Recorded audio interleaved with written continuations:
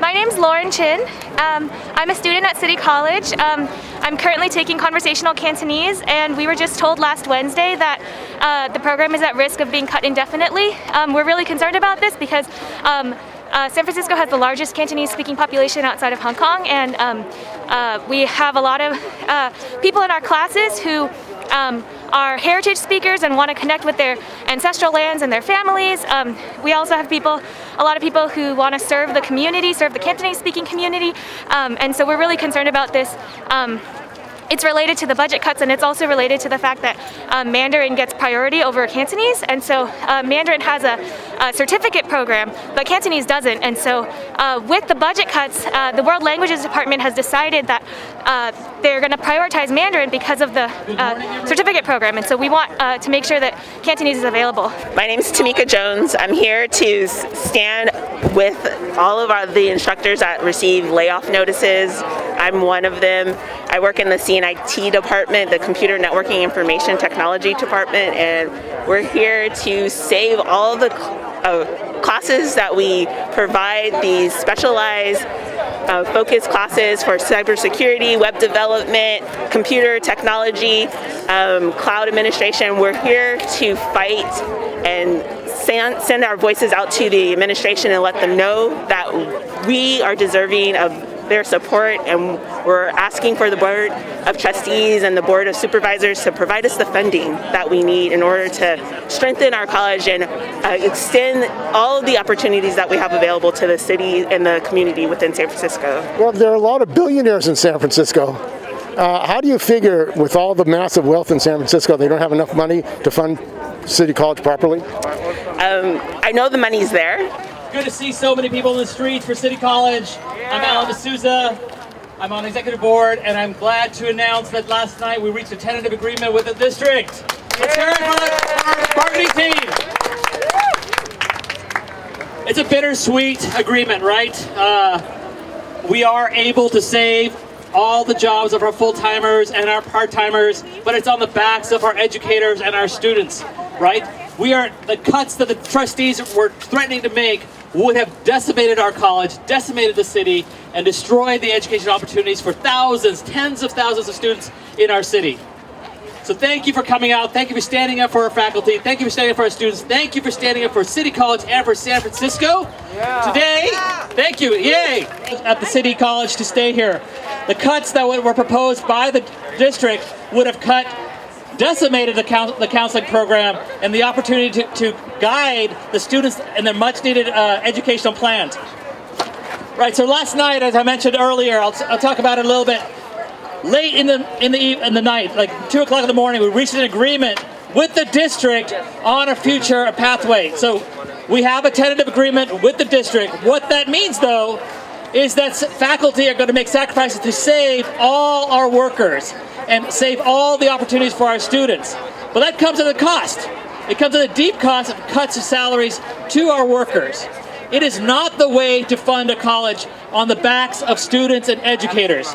It is a chronic and systemic problem in this wealthy city and state of ours.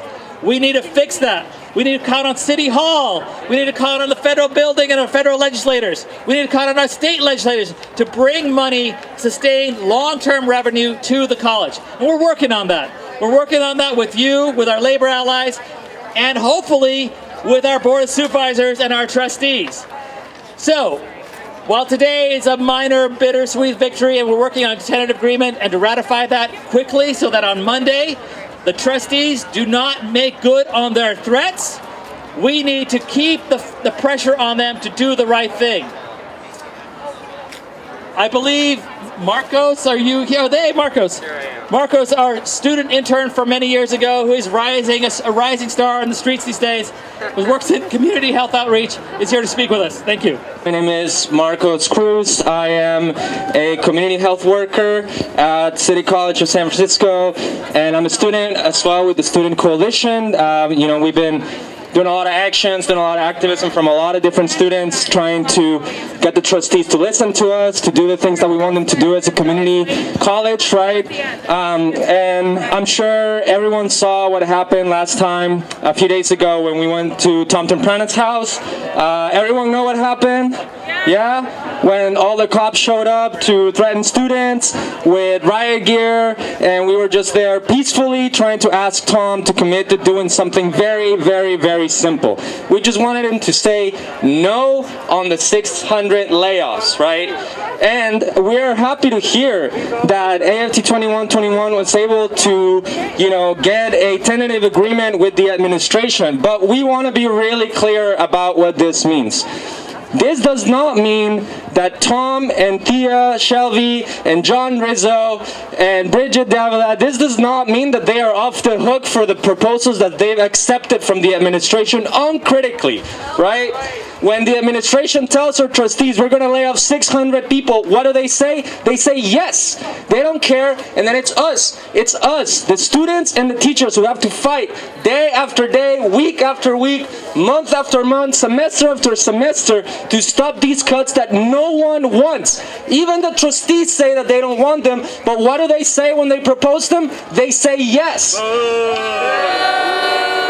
Exactly. That's exactly how we feel about this. And when, you know, when I, as a student, when I hear that faculty are going to have to take a pay cut so that we can keep our classes, and even then there's still going to be some layoffs, that does not feel good to me.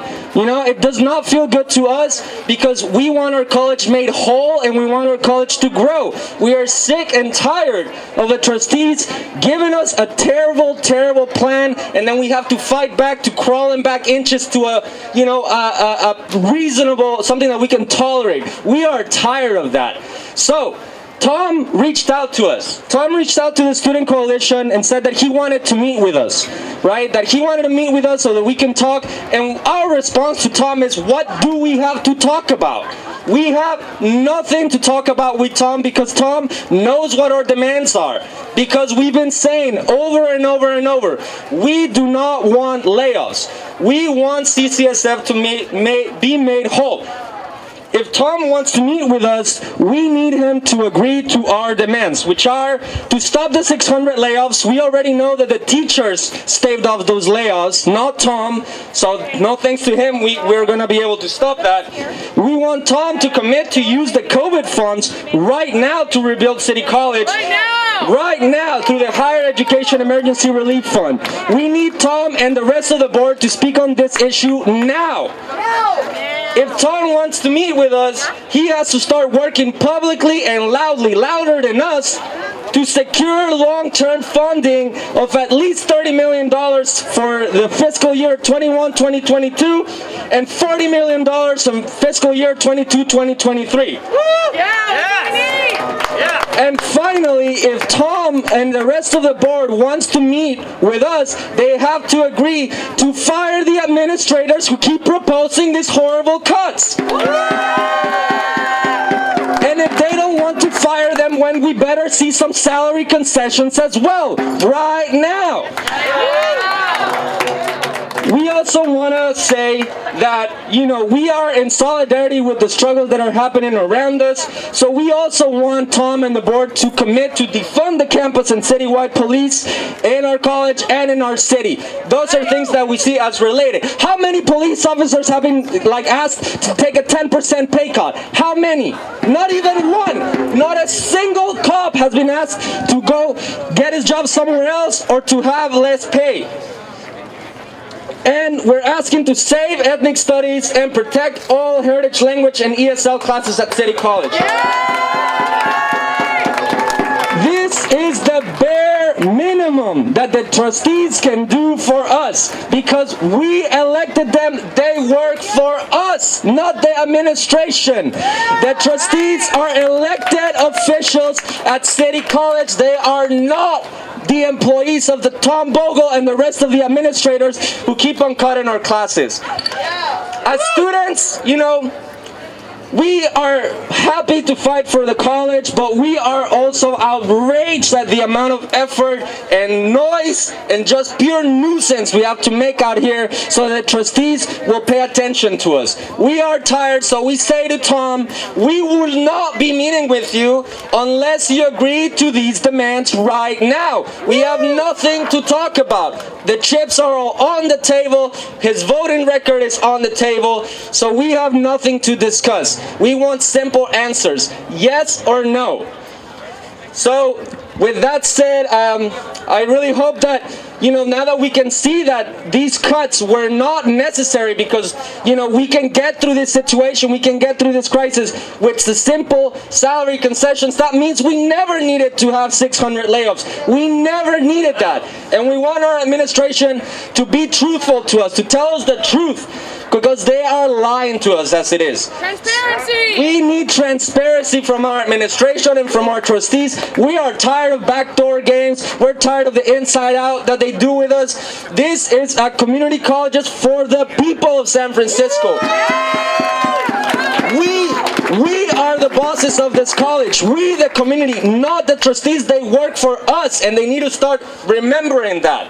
So next time we end up at their house, hopefully they won't call the police, and hopefully we won't have to go back to their houses and make noise because they're going to agree to all our demands today. So thank you everyone for being here. I hope I didn't miss anything. For fellow students, tell me if I did. But let's keep fighting. Let's get some chants going here to get up the energy. So let's see, we got a few. They say cut back. We say fight back. Cut back. Fight back! Cut back. Fight back! Cut back. Fight back! We know the right sides. Do not downsize. We know the right sides. Do not downsize. We know the right sides. Do not downsize. One more. Board of Trustees, who do you serve? Give students what they deserve. Board of Trustees, who do you serve? Give students what they deserve. It's great to see our students out here because, of course, all of this work is done for them and for our city. As we walk around today, we will be going into the neighborhoods of our Board of Trustees and demanding that they hear our students, our faculty, and the people of the city that elected them to do what they were elected to do. It's Robin Pugh from the Business Department, and our bargaining team has worked so hard to make sure we have a contract and a college for all of y'all. All right. Well, thank you everyone for coming out today, and hopefully I will make sense. We've had over 29 hours at the bargaining table since Thursday, so I haven't gotten a lot of sleep lately, but I want to tell you a story of my students. I was hired to teach mostly in the non-credit business program. Many of my students are people who live in San Francisco who want to start a small business, but they don't know how to start. I taught small business non-credit classes for many, many years. My students are people who know that they need to get on the internet to access pretty much everything that they need to do, but they don't know how to do it. And no one will teach them. You can't take an online class to learn how to be online. So we had those classes. In fall of 2018, we had those classes. But in the last 2 years, the non-credit business program has sustained 90% cuts. 90% cuts. We went from 10 certificates. We abandoned students in the middle of their certificate programs, and now we have 1 certificate left. So right now you can come to us if you want to learn Excel, but that's it. And that's not enough. That's not enough. That's why we were at the bargaining table. City College is in a budget crisis. What we were able to accomplish at the bargaining table with our tentative agreement will help us survive for a year, but it's not enough. The instructors have made a sacrifice because we know that if we allow these huge cuts, these 163 full-time layoffs and 500 and something part-time layoffs, we know that the college will be changed forever and it may not grow back. So the faculty have made a sacrifice, but it's not enough. We need to have sustainable funding for the programs that San Francisco requires of us.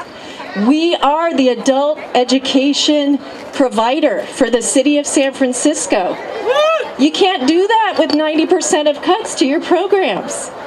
So we need for the city and the state to step up and fund our college the way that our students deserve. Yes. Yeah.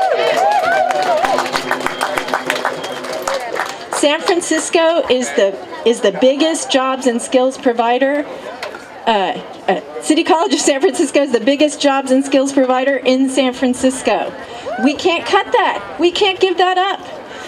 No, we cannot. The majority of our students are students of color.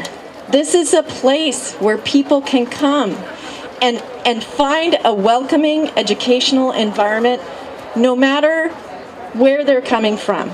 This is a place of second and third and fourth and fifth and 10th chances. That's right. That's right. Yeah. This is a place to come and find beauty and poetry. This is a place to come and take Philippine studies classes. Yes. We can't give that up.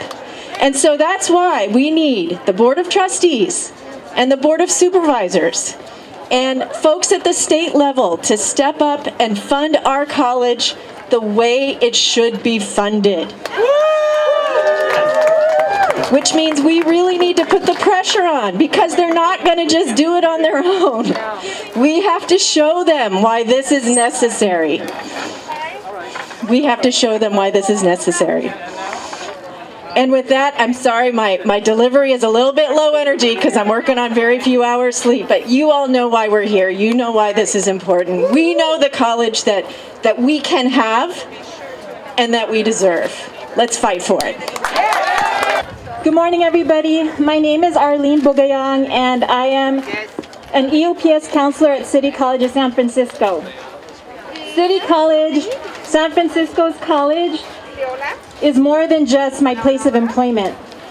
As a child, I remember riding in the back of my grandfather's Buick, driving up the hill, and picking up my aunt in front of Science Hall. As a newcomer from the Philippines, she took ESL classes and graduated with an associate's degree. As a teenager, I remember walking through the hallways of that same building to attend a career day event as a high school student with the San Francisco Unified School District. And in college, my sister and I took advantage of the summer classes at City College to take courses for general education during our break. And as an adult, I've returned to City College to take Spanish classes and tap classes with the inspiring Kathy Burek. It's a place that offers so much to the community. Opportunity to learn English through ESL classes, opportunity at an affordable education and improve livelihoods of families, an opportunity to continue lifelong learning. As a counselor with EOPS, a support program for low-income first-generation students, I see the life-changing impact a City College education provides. Many transfer to four-year schools, jumpstart their professional careers, or gain valuable skills to move up in their jobs. Navigating the college process is where myself and my counseling colleagues step in. We help our students make it in, make it through. We cheer them when life happens and challenges get in the way. We help steer them through their journey by providing academic counseling, support, and being an advocate for them as they pursue their goals. So I'm glad to hear that an agreement was made last night, but we need to preserve City College and continue funding San Francisco's college. Thank you. Thank you. Thank you. I'm Bob Price. What do you think about the contract? Well, I really am against taking any concessions at all from this administration who has not been frank with us or given us the information we need from the beginning. I know a lot of my coworkers are pleased with this contract, but I'm not. I think, any concession on wages is something that's really hard to get back. Also, the rest of the labor movement is counting on us to stand up and fight, and instead I feel like we're just giving away wages, and that doesn't help the rest of labor either. So I feel it's bad in a few ways. It's not a victory for labor in general. It doesn't stop the privatization movement that's been going on against our college and other parts of higher education and public education. I think we really needed to say no. We shouldn't be given this ultimatum that you either take a pay cut or we're going to slash these classes. We needed to fight and build a movement to stop the threat of the layoffs, period, and with no cut in pay. And concession bargaining, is concession bargaining union busting? It seems like it's a tactic that they've used over and over many years. Yes, it has been. Yeah, our district is experienced at it for sure. So, yeah. Why has the union agreed to concession bargaining? Well, I think they just don't want to stand up and fight against the powers that be in the city and the state. I mean, a lot of them being in the Democratic Party. So that's what I think. It's not wanting to rock the boat with certain politicians means they make it sound like they're really fighting for something, but we end up losing money. So do you think this contract proposal should be rejected? Yes, that's my position. Yeah, I think we should vote no. I'm going to encourage people to vote no. There have been unfair labor practices. It seems like there could have been strike action and rallying the community. Why didn't they take that tactic? Well, I don't know why they did. Again, I think it goes back to the same reason I gave a minute ago for why we see this as why our union leadership presents this as a victory. It's the best they can do given their constraints that they want to please certain politicians and not rock the boat with them. I mean, if we had declared an unfair labor practice, it seemed we had the right to strike, and I feel like there was enough sentiment possibly to do that, but it's all been funneled into saying that by saving us from the cuts, this is a victory. And I mean, I made the point in one of the caucuses we had that, this is just going to, for 1 year, we're not going to have these cuts, but you can bet that, when this tentative agreement is up in a year about these salary cuts, they're going to be back for more, and they're going to be pushing for cuts again to the program. So there was a motion for no confidence vote of the administrators. Apparently the union leadership opposed that. What was the argument for that? I mean, they said that they have confidence in the administration? Well, what they said is, we need to use it at the right strategic moment. Like, yeah, we agree with you, but right now is not the right time. It has to be part of our escalating tactics. I mean, and to me, what was going on was like we were attacked in a union busting major way by the administration, and we needed to fight back at that moment. But those of us who argued that point of view did not prevail. So, yeah. Okay, thanks. Thank you, Steve. All right, everyone. I used to be a student at City College, and I taught there for many years. I'm retired now. I think that college is so important to this city, to all of the residents. It's where people from all over the city can meet each other, where they would never have a chance to meet each other in any other circumstance. We used to have adult education that was cut with the promise that it would be a community college, not just to transfer students to a 4-year. People need to continually educate themselves. College should be required for everyone all the time. We say fight.